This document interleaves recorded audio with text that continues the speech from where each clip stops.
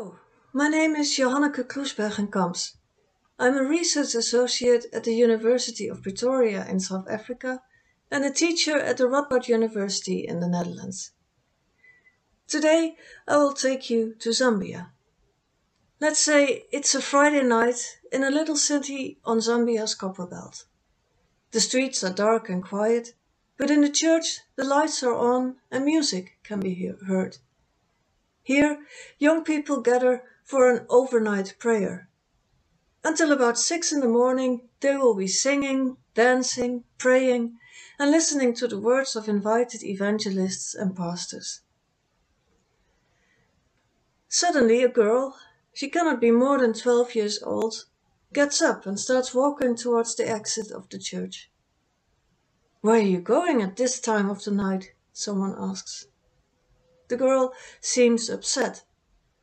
"I can't continue with this kind of life," she replies. What does she mean? In church, she is known as an active Christian, full of faith. More questions are asked, but the girl collapses. The visiting pastor is called.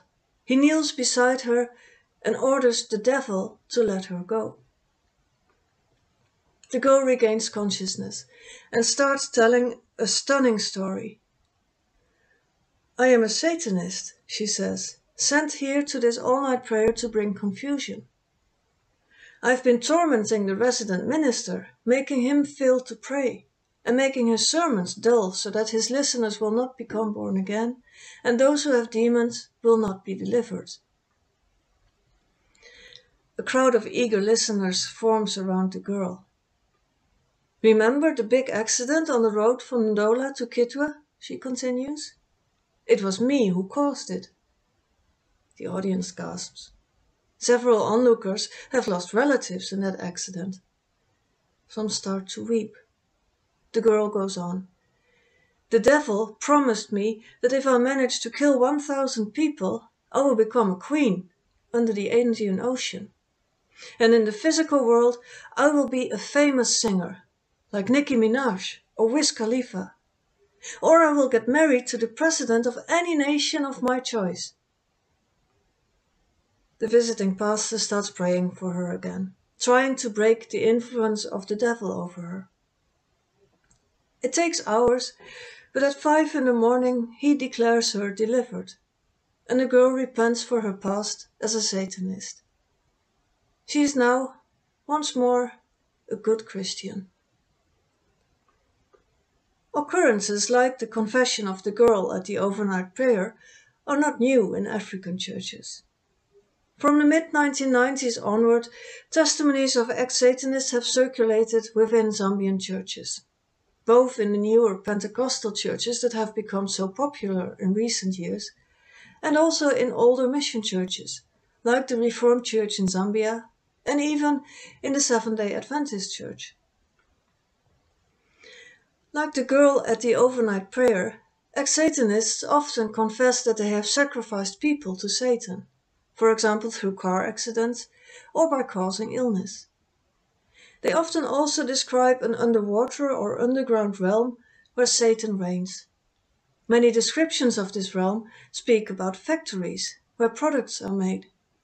These products, bought by innocent consumers in the ordinary world, can cause diseases or inadvertently make one a Satanist. A confession of evildoing like that of the girl at the overnight prayer might be reminiscent of confessions of witchcraft. Like Satanists, witches cause harm, and witchcraft accusations and confessions are not uncommon in contemporary Africa. In recent years, witchcraft accusations have been brought into the field of human rights. Those who are accused of witchcraft are often seen as victims of human rights abuse, and their confessions are believed to be brought about by torture or heavy social pressure.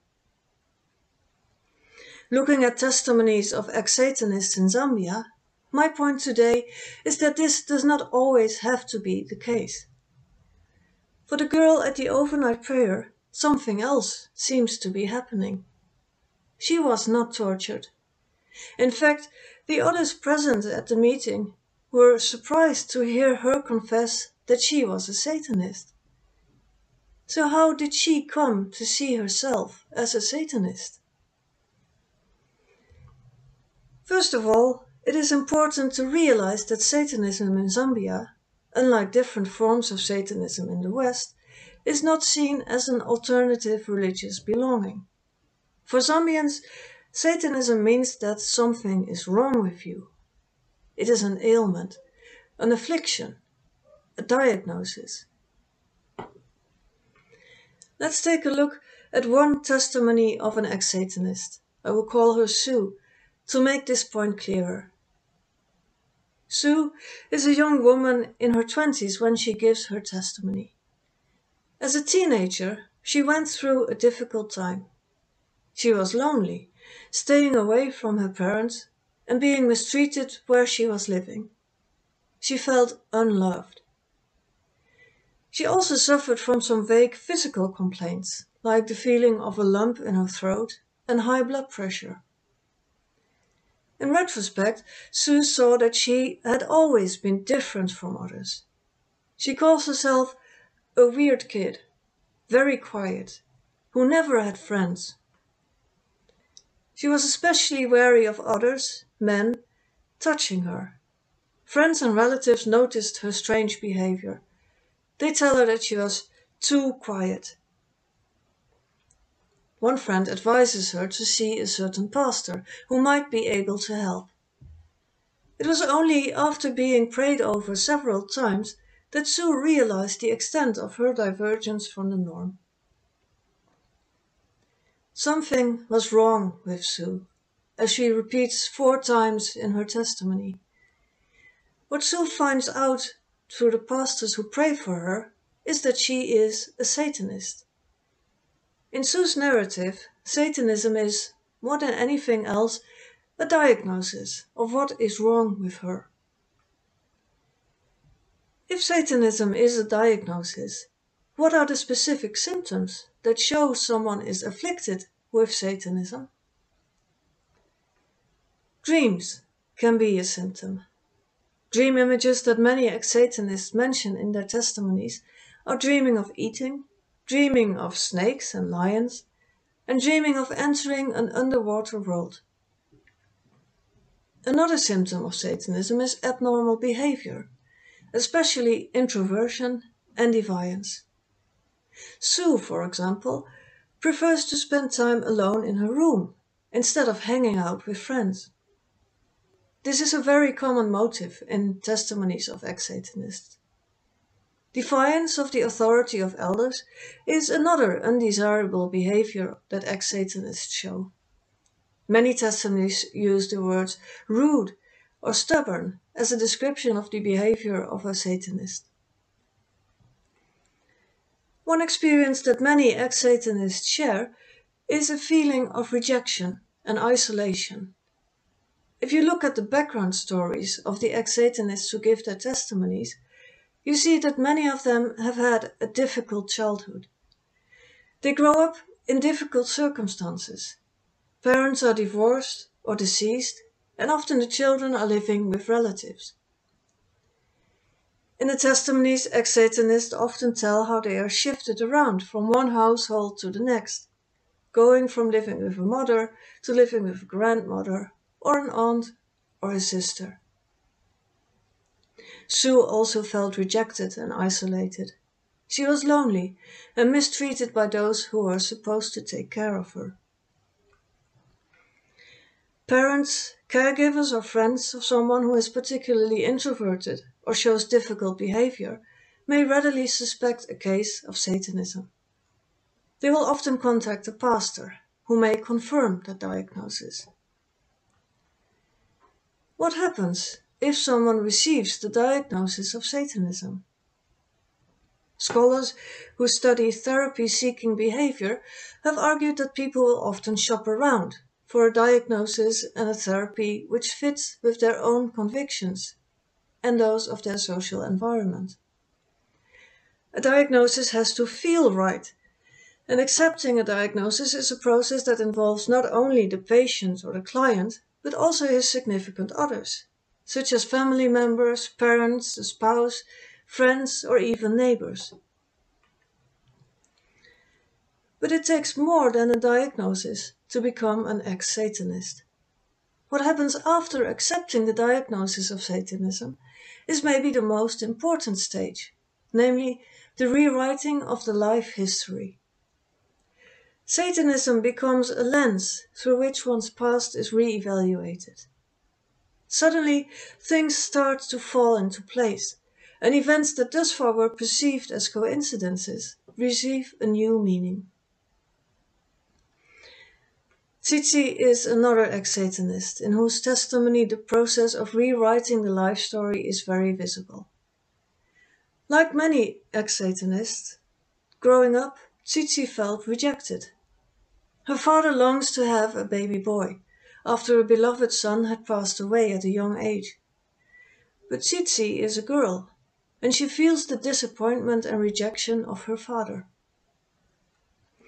She refers to her desire for acceptance and love from her father as a vacuum in her heart. Her feelings start to make sense when she is diagnosed with Satanism after a long search for deliverance. According to her new view on her personal history, that vacuum that she felt when growing up was filled by Satan. Tsitsi starts to adjust her life story according to this diagnosis. This is a process that is ongoing. At one occasion, during a Sunday service, she was still reworking, reshaping her life story. What I'm going to share today, she said, I didn't share before, because it just came to my awareness yesterday afternoon. The experiences that she will narrate in her testimony were always there in her personal history, but they never before took on a meaning significant for her identity. In her testimony, she recounts how her siblings are all struggling. They fail. They never succeed. They are unmarried, living at home, doing nothing, drinking a lot, on drugs. Tsitsi tells how the day before she suddenly realized what had happened. Tsitsi believes she has been a Satanist since she was 6 years old, and that this had granted her powers. Now she realizes that with those powers, when she thought bad things about her siblings, her mean thoughts would come to pass, and her siblings got nowhere. Every wish she made, it got to happen, she suddenly realizes. Tsitsi is introverted and feels isolated from her family, two main characteristics of those who are diagnosed with Satanism. Through the lens of this diagnosis, what happened in her life starts to make sense to her. The experiences that are rendered meaningful through the lens of the diagnosis of Satanism are generally negative. Feelings of isolation and rejection are almost always mentioned. In Tsitsi's testimony, added to that is the difficult relationship with her brother and sisters, and their later failure in life. In other testimonies, the deaths of relatives or disasters like road accidents become meaningful events in the life story because as a former Satanist, the narrator takes responsibility for these events. All of these things did not just happen, they happened for a reason. The identity that Tsitsi constructs in her life story is that of an ex-Satanist. As an ex-Satanist, she takes responsibility for all the bad things that have befallen her brother and sisters. But the evil deeds that Tsitsi recognizes in her personal history, after accepting the diagnosis of Satanism, are in the past. Now she is delivered and wants to share her testimony. Many testimonies of ex-Satanists are redemptive narratives that end on an optimistic note. In this talk, I have focused on the narrator of testimonies. Through what process does an individual accept the discourse of Satanism as a personal narrative? I've made two main points. First, Afflictions and diagnoses form a better interpretative framework for the testimonies of Satanism than religious belonging. Factors that encourage a diagnosis of Satanism are youth, disturbing dreams, typical behavior like introversion and stubbornness, and especially feelings of rejection and isolation. Second, testimonies, like other life stories, involve a reinterpretation of the past. Constructing a coherent and meaningful life story provides the narrator with a stable identity and a sense of purpose. Testimonies of Satanism give meaning to negative experiences like the deaths of relatives, disasters, and feelings of rejection and isolation. It is not torture that pushes these people to confess that they have been Satanists. If the situation is right, and a person and a social environment are open to the diagnosis of Satanism, all it takes is a re-evaluation of one's personal history. I'm not trying to normalize accusations of Satanism or witchcraft here. I don't think building one's identity on the negative image of the Satanist or the witch is always a good thing to do. Also, responses from the environment can still be harmful to one who does so. What I do want to argue is that an approach that sees those who are accused or diagnosed with witchcraft or Satanism only as victims and focuses on the accusers is too one-sided. The human rights approach to witchcraft accusations may have the unfortunate consequence of overlooking the agency of those who are accused and their responses to the accusation. If someone accepts an accusation or diagnosis of Satanism, we shouldn't just look at the accusers, but also at the one who accepts the accusation. What does being a Satanist mean to them? How does this diagnosis or accusation provide them with a way to give meaning to their lives?